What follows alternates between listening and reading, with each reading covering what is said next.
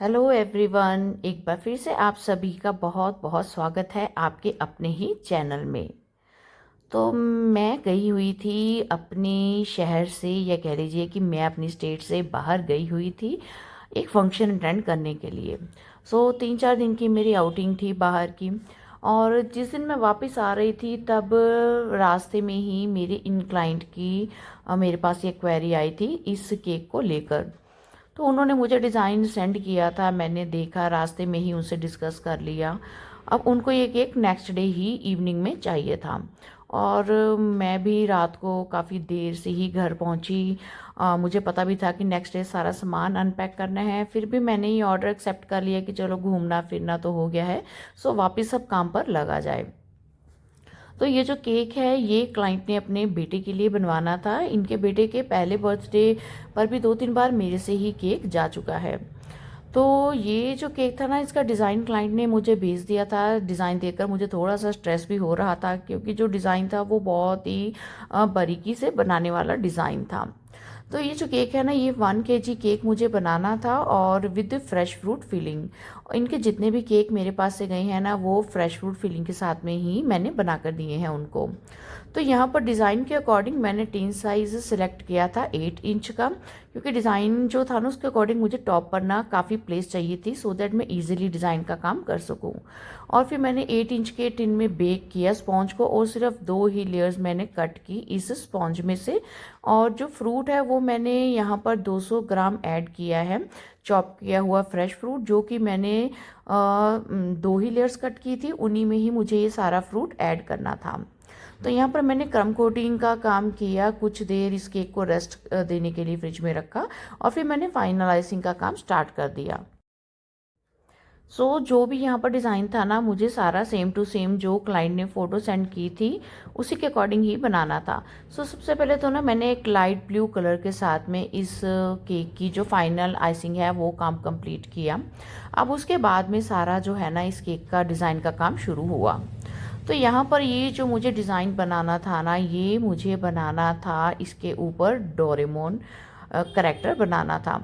तो अब पहले मैंने काफ़ी केक्स बनाए हैं जिन पर ना सिर्फ डोरेमोन का फेस ही बनाया है, बट यहाँ पर डोरेमोन की ना मुझे पूरी बॉडी इस केक के ऊपर बनानी थी, और वो भी एक लाफिंग गेस्चर में। तो उसके लिए कुछ तो इस डिज़ाइन को ना मैंने 1-2 बार तो रफली ना कॉपी के ऊपर भी ड्रॉ करके देखा, सो दैट मेरे हाथ पर ये डिज़ाइन चढ़ जाए। फिर उसके बाद में अब मुझे केक पर इसका काम स्टार्ट करना था। सबसे पहले मेरे पास ना ये एक 4 इंच की रिंग थी, उसको मैंने केक के ऊपर प्लेस किया जैसे कि आपने देखा भी। और उससे थोड़ा सा बाहर बाहर ना मैंने ब्रश के साथ में लाइन ड्रॉ करते हुए एक सर्कल बड़ा सा ड्रॉ कर लिया, जो कि मुझे डोरेमोन का फेस बनाना था। फिर बाकी का सारा पार्ट भी मैं फ़ोटो से देखते हुए ही इस केक के ऊपर ड्रॉ कर रही थी। अब ये काम ना सारा मैंने 000 नंबर के ब्रश के साथ में ही किया है। जैसे ही मैंने फाइनलाइजिंग का काम कंप्लीट किया था, उसके साथ ही मैंने साथ के साथ इस पर ब्रश के साथ में ये जो पूरा इसका बॉडी का पोज है ये ऊपर ड्रॉ करना स्टार्ट कर दिया था। फिर इसके बाद में मैंने इसका फेस का भी पूरा यहाँ पर सेम टू सेम वैसा ही पार्ट बनाया जैसे कि फ़ोटो में था। अभी मैं ड्रॉ कर रही हूँ तो आपको हो सकता है यहाँ पास से पूरा ना दिखाई दे रहा हो, बट जैसे जैसे मैं इसके ऊपर आगे काम करूँगी आपको पता लगता जाएगा कि मैंने यहाँ पर क्या ड्रॉ किया है। अब उसके बाद में जब ये मेरा डिज़ाइन कंप्लीट हो गया, तब इसको मैंने कुछ देर के लिए ना वापस से इस केक को फ्रिज में रख दिया, ताकि थोड़ा सा अब इसकी जो क्रीम है वो सेट हो जाए, फिर फर्दर मैं उसके ऊपर काम स्टार्ट करूँ। अब कुछ टाइम बाद मैंने इसके ऊपर ना फाइनल काम करना स्टार्ट किया। तो जो मैंने पहले ब्रश के साथ में इसके ऊपर डोरेमोन ड्रॉ किया था ना, अब उसके ऊपर मैंने नेक्स्ट काम स्टार्ट किया है गनाश के साथ में। तो आप यहाँ पर जो गनाश लेंगे ना वो बहुत ज़्यादा फ्लोइंग कंसिस्टेंसी में नहीं होना चाहिए। उसका जो कंसिस्टेंसी है वो ऐसी होनी चाहिए जिसको आप कंट्रोल कर सकें। अगर बहुत ज़्यादा फ्लोइंग होगा ना तो काम करते करते वो आपके पाइपिंग बैग में से फ़्लो होता रहेगा, आपने जो ऊपर ड्रॉ किया है वो सारा का सारा काम ना आपका ख़राब हो सकता है। तो अब यहाँ पर इस गनाश के साथ में मैंने जो आउटलाइन पहले ड्रॉ की थी उसको कवर करते हुए सारा का सारा ही ना बॉडी पार्ट मैंने इसके ऊपर ड्रॉ कर लिया। तो अब आप साथ के साथ देख पाएंगे कि ये कितना बारीकी के साथ में करने वाला काम था। सिर्फ इसको ड्रॉ करना ही काफ़ी नहीं था, अब इसके ऊपर छोटे छोटे जो इसके पार्ट्स हैं ना उसके अकॉर्डिंग ही मुझे इनमें कलर्स ऐड करने थे क्रीम के साथ में ही। और वो जो कलर है ना मुझे वो आगे नोज़ल वर्क के साथ में ये सारा काम कंप्लीट करना था।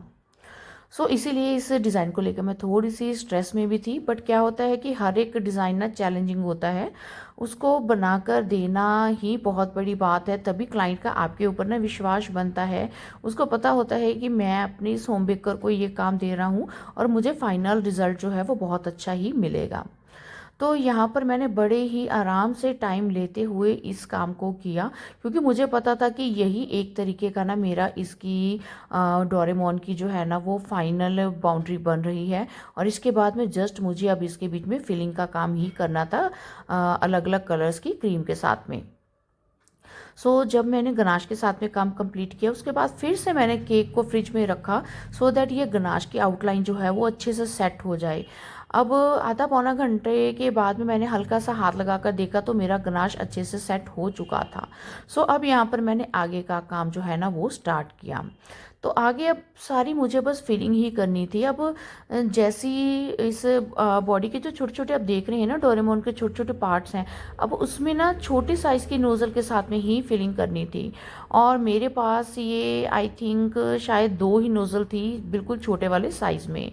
तो ये एक मेरी ओपन स्टार नोज़ल है जो कि मेरे पास ना शायद 2 छोटे साइज़ में है। तो उसी के साथ में ही मैंने इस सारे केक में ना कलर फिल करने वाला काम किया।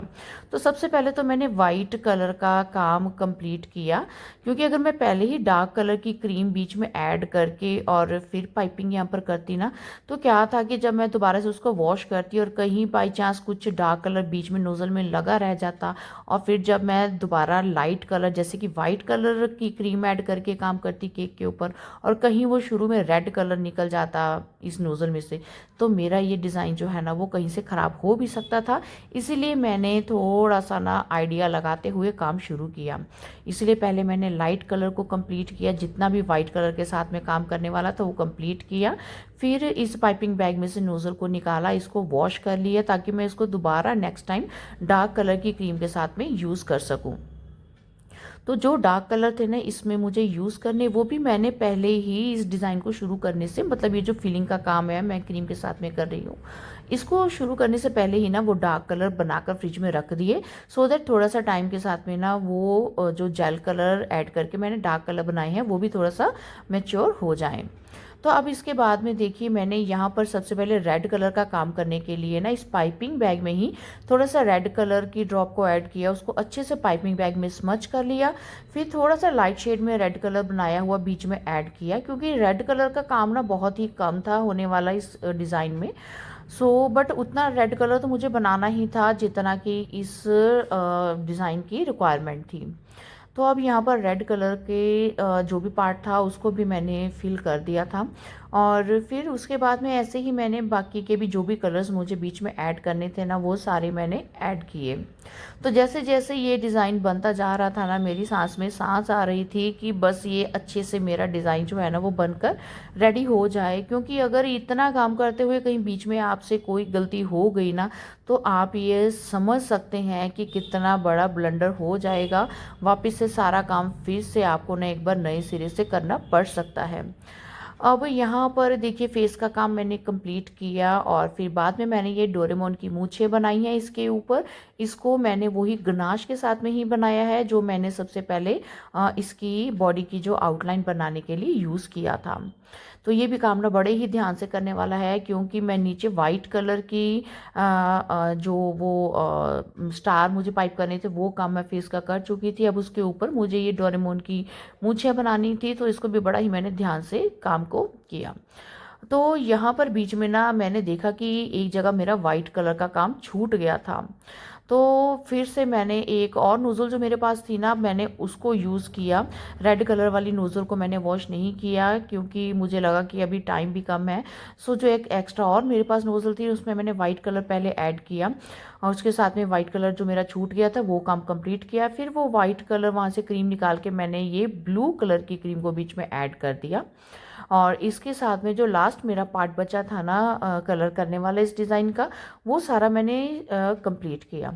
अब ये सारा डिज़ाइन ही ना मैं छोटे छोटे स्टार पाइप करते हुए बना रही हूँ। तो आप देखकर समझ सकते हैं कि ये कितनी बारीकी से ये मुझे छोटे छोटे स्टार पाइप करते हुए ही सारा डिज़ाइन फिल करना था।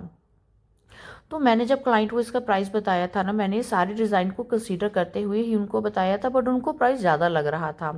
तो एनी हाउ मैंने उनको समझाया कि बहुत ही बारीकी से करने वाला काम है और ये काम ना बहुत टाइम भी लगेगा इस डिज़ाइन को बनाने में। तो आखिरकार वो मान गए और हमारा जो प्राइस है वो फिक्स हो गया था। तो ये थी इस केक की फाइनल लुक। आई होप कि आपको भी ये डिज़ाइन पसंद आएगा। वीडियो पसंद आए तो चैनल को लाइक, सब्सक्राइब और शेयर ज़रूर कर लीजिएगा, सो दैट मैं और भी अच्छी अच्छी वीडियोस आपके साथ में आगे फ्यूचर में भी शेयर करते रहूं। तो आज की वीडियो में बस इतना ही। अब आपसे मुलाकात होगी एक और केक डेकोरेशन की वीडियो में। Till then bye bye and thanks for watching.